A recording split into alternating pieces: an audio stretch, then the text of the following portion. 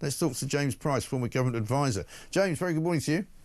Like you, my friend, I'm getting tired of being right all the time about what a state the country's in. I know. And I mean, the metaphor, I guess, today for what's broken in Britain is what happened in the air traffic control system yesterday. That we've got people running, you know, really, really important infrastructure projects in Britain who don't know what they're doing. Simply put, that's where we are. It's hard to tell. You're absolutely right. It's hard to tell at this point whether it is incompetence or deliberate malice from foreign state or non-state actors. It's almost indistinguishable to understand whether the British state is actually being run secretly by the Russians and the Chinese with agents on the ground or something, or it's just complete incompetence, or it is the Labour Party at this point wanting things to be destroyed ever more. You know, as you said, on top of every other mess up there's been yesterday, another 900 men of fighting age have crossed over on small boats illegally to come here to, at best, become economic migrants, or probably just to sponge off the state, or at worst, what else are they going to be doing? And that's on top of everything else. And we can't even escape the country now if you wanted to, because the planes have been grounded yet again. I know, absolutely incredible stuff. And of course, one of the things that we're now seeing more and more of, which the Prime Minister still refuses to kind of identify and refuses to acknowledge, are these public protests. Last night, a new one was in Waterlooville down in Hampshire, where it turns out there's a whole series of new builds which are down there, new homes and flats, which are run by a guy, owned in fact and built by a guy who also owns a migrant hotel quite near the area. And hundreds of people turned out in Waterlooville against the plan to move a load of migrants into these new flats, because they say what you should be doing is housing veterans, housing homeless people, housing local people who've been waiting on, you know, council waiting lists for years and years and years. But instead, no, they're going to give it all to migrants. And let's have a quick look at this local man, Christopher, protesting yesterday. No, I don't think it's fair. As a pensioner, I worked since I was 15 years of age. I'm now in my 70s. And, you know, I don't really feel that my taxes should be going to people in 5-star hotels or 4-star hotels. If it was people who, you know, were our veterans or disabled veterans or people on hard times, it's not so bad. You know, everyone wants to chip in. But when it's, you know, when it's people coming over for a free ride in some ways, I object. And the problem here, and that, you know, these are not members of the far right in Britain. These are just ordinary members of the public who are having their say and going out on the streets, and, you know, they're waving England flags, and some of them are waving Union Jacks. But they're chanting, "Send them home. Send them home," you know, and this is the state that we've got to. There was another protest last night in Hoylake, up in Merseyside, where there's a former Holiday Inn, which is believed to be now being turned into a migrant hotel, and the police had to be called because there was another public protest. You know, Starmer can't keep ignoring this, can he? No, absolutely not. Just to what that chap said a minute ago, and how he looked and how angry he was and all he's done for this country and all the rest of it. I look at that bloke and I see a version of my old man who's worked his whole life, who's contributed to the system, who loves his country, and who can't quite understand why, after voting every single time, as the British public have done, to lower migration and to have fewer foreigners coming into this country and sponging off the state, why there are more and more and more of them. And I look at a bloke whose opinion I respect and I agree with. If you're a Labour politician watching this, or a hardcore Labour member, you look at that man and you do see a far-right fascist now, because that's how mad and how far degenerated the Labour Party has become. So just a little warning there for anybody who's still thinking that maybe the Labour Party are the people to vote for come any future election ever again. They look at that chap and they don't see a patriot, they see a scumbag they want to put in prison for saying mean things. Just a side point there. Yeah. On the protests itself, where is it going to end? Because I stand with these people in Waterlooville. I think this is Suella Braverman's constituency.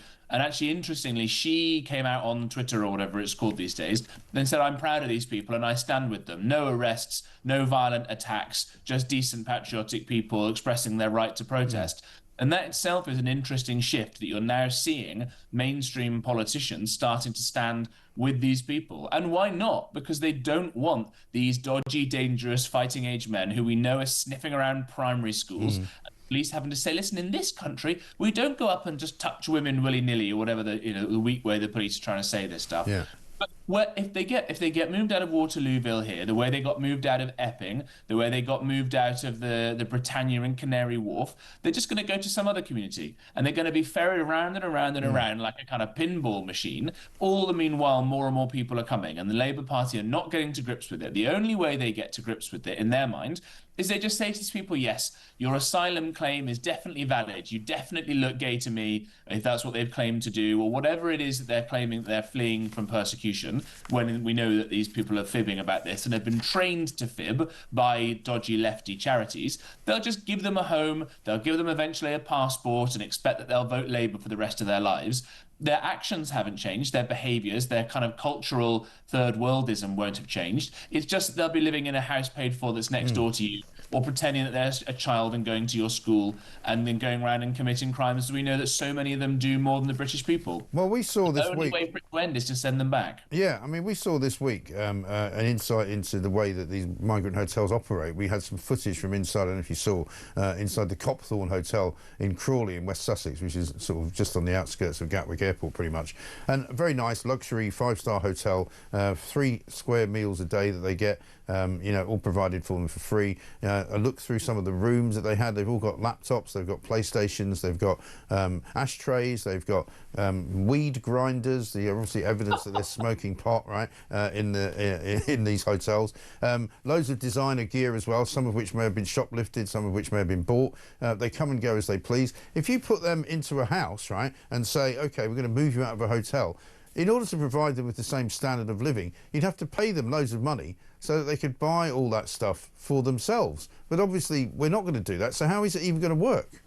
Well, you never know, we might start doing that. That might be the new Labour manifesto. Let's give all these guys, let's just take your bank card and give it to them, right? Or mine, or anyone who's watching this. Because that is essentially what is happening. The huge amounts of money that we're spending on this, right? It's something like £1 billion a month that go on benefits for foreigners in this country. So people who are not British citizens, who are here and don't work and don't try and work and claim benefits. £1 billion a month, that's 12 billion quid a year. That's about 2.5 times what the Labour Party were saying they were going to try and save in those welfare savings, which they then didn't even bother doing. £12 billion. That's like, what, a couple of aircraft carriers? Instead, that just goes straight into the pockets of lazy foreigners who are here not working. Send all those people back to where they came from, back to where they should be living, go and be amongst their own people and their own cultures, see if their own people want to put them up on benefits, let alone all of these asylum seekers. Yeah, I know. The and also, only way it's going to work is to send them home. And particularly prescient in July, because July, of course, for those of us who work for ourselves, is the month that we have to pay a load of money to the tax man. And I've just, I would say sort of, in retrospect, signed a cheque. You don't sign cheques anymore, you just send it electronically so they get it even quicker. But they feel like I've written a cheque for thousands of pounds to the government, and they're just going to give it away to these guys, or one of the many, what do you call it, unemployed homes. 3 million now workless homes in this country. And there's a number of us who are actually paying tax is getting smaller. The number of people who are on the take is getting bigger. Yeah, absolutely right. A particular bugbear of mine, I like you have to do that and you send off not a cheque anymore, but online, and you do feel the pain of that money going away, whereas most of the people who are on PAYE or pay as you earn never feel that money going into their account and then leaving it again. Right. It just kind of is stolen by the tax man before you ever get to see it. Can you imagine how much more angry people would be at the way that the Labour Party is spending our money if you had that money in your account for a while and then you had to send it off twice a year?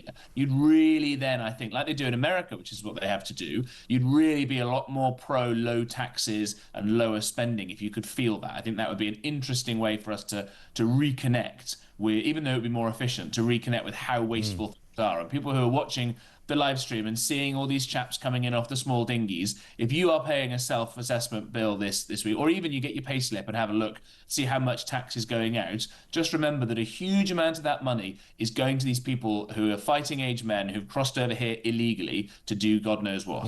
I know, absolutely staggering. And we learned as well this morning, thanks to the Office for National Statistics, that immigration has fueled the second largest population increase in England and Wales since records began in 1949. 700,000 people in the last 12 months to June 2024. So you can imagine that that will be even a bigger number by the time we get to the figure for June 2025. But the previous year, 821,000. So we're talking, you know, 1.5 million new people in this country in the last 2 years, completely and utterly down to immigration. And quite frankly, I think we're now up to nearly 62 million people just in England and Wales. Well, where do these people live? Even if they were all the next William Shakespeare, which I'm willing to wager they're not, where are they going to live? Right, we're building, what, 150,000 homes a year, maybe, and there's already a massive housing crisis. Right. Already young people who are thinking they're never going to get Although, hang on, Keir Starmer seems a bit confused about the housing crisis, because yesterday he said there was a housing crisis, but the week before he said there were loads of houses. No, there are loads of houses for asylum seekers to be paid for out of our taxpayers' money. Very, very different, of course. And this is the two-tier system coming in again. Yeah. That if you're a young person listening to this, or you're the parents of some young people who are facing the prospect of never being able to afford to own their own home, because we haven't, frankly, built nearly enough houses, and those we've bought have been built that have been ugly and not very pleasant and all the rest of it. I agree with that. But you will never get to do that, and yet the people we're watching on the screens now who are coming over on dinghies have a better chance of having some secure housing than anybody else. And so it's no wonder that the Adam Smith Institute, with which I'm associated this week, put out some polling that said that 1/4 of young people are seriously considering or planning on emigrating. And that is a total failure of our country, that our countrymen are deciding there's no future for them here, and they're leaving, and they are now being replaced by fake, bogus asylum seekers from the third world who've got no love of our culture. It is extraordinary, isn't it? And just to make things worse for you this morning, I'm sorry about this, but I'm going to tell you about Richmond Council, a Liberal Democrat-run council down in southwest London, offering asylum seekers free gym and swimming lessons, basically, which if you were working there and paying council tax, it would cost you around about £52 a month to have this, right? And not only that, but Richmond Council refers to asylum seekers and illegal migrants as sanctuary seekers. Jeez. I mean, I've almost lost the words there. The first bit of that, of course, is the sanctuary stuff is straight out of the American hard left. Yeah. The sanctuary city stuff is the stuff that has destroyed California, which should be the fourth richest economy in the world if it were its own country, and is now just full of drug addicts and the street and crime and people pooping all over the streets. That's a sanctuary city for you. Richmond is so expensive. Mrs. Price wanted us to move down to Richmond, and even though, you know, we're doing pretty well for ourselves, I don't think we can afford it, and yet people coming off a dinghy, right? And the number of times I've heard is Mrs. Price is an American and has struggled with visa stuff despite paying shed loads of tax. If I hear one more person say, well, she should have come over on a small boat, because she probably should have done it. I know. It's unbelievable, isn't it? Absolutely ridiculous. James, anyway, my regards to Mrs. Price and to your good self, former government advisor James Price.